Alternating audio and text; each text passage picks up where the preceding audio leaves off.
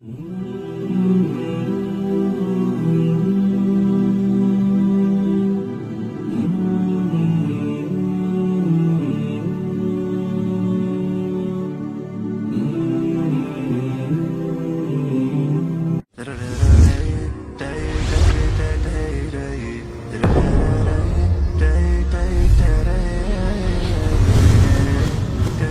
does fasting do to your brain?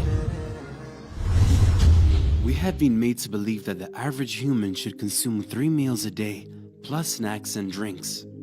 But the truth is that this amount of food is not necessary to maintain a healthy body and mind. Food companies and pharmaceutical industries push for excessive food consumption in order to make an ever-growing profit. The bottom line is that healthy people who exercise and engage in fasting are not profitable enough for these billion-dollar companies. The sad reality is that many people today lack self-control and do not eat out of hunger, but purely for the comfort and enjoyment of food. This has sparked a rise in obesity and many other diseases. The Prophet, peace be upon him, emphasized the habit of eating less as a method of preventing sickness and disease. He said, "Nothing is worse than a person who fills his stomach. It should be enough for the son of Adam to have a few bites to satisfy his hunger. If he wishes more, it should be 1/3 for his food, 1/3 for his liquids, and 1/3 for his breath." Effects of fasting on the brain. Professor Mark Mattson at Johns Hopkins University, chief of the Laboratory of Neuroscience with the National Institute on Aging. He has published a number of papers that can explain how fasting 2 times a week can reduce the chances of developing Alzheimer's and Parkinson's disease, which are on the rise. We've known for quite some time that alterations to one's diet impacts brain functionality. Neuroscientists have found that overfed brains are more likely to become impaired. Mattson reports that fasting causes an array of neurochemical alterations in the brain. Abstaining from food boosts cognitive function, decreases inflammation, and helps one cope with stress.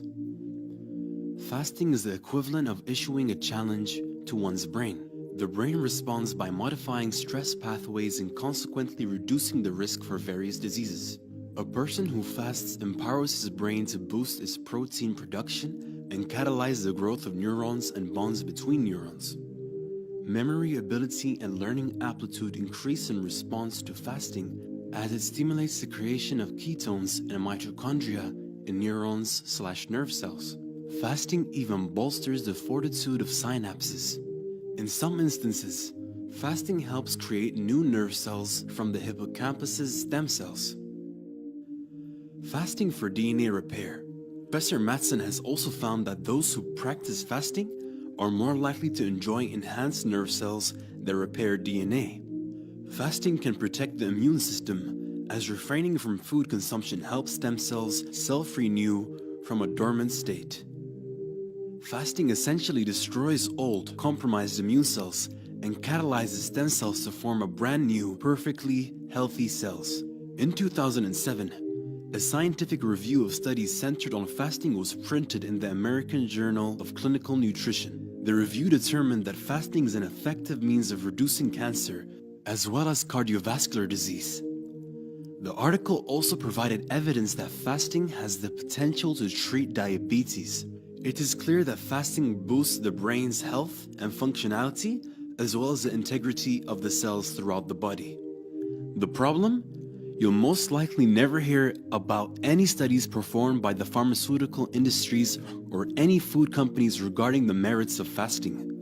Their agenda is clear: encourage human beings to overeat and sell them pharmaceuticals to alleviate the negative consequences of such a gluttonous diet. However, you do not have to eat 3 square meals each and every day. You have the power to read about the benefits of fasting and incorporate this knowledge into your everyday life. To conclude, as time goes on, science will continue to uncover information that supports the Muslim way of life. Professor Mark Mattson mentioned some powerful life-changing benefits that come from fasting twice a week. But fasting twice a week is not a new thing for Muslims. The Prophet, peace be upon him, used to fast on Mondays and Thursdays every week outside the month of Ramadan. This sunnah is still practiced by millions of Muslims all over the world who continue to benefit in ways they didn't even know.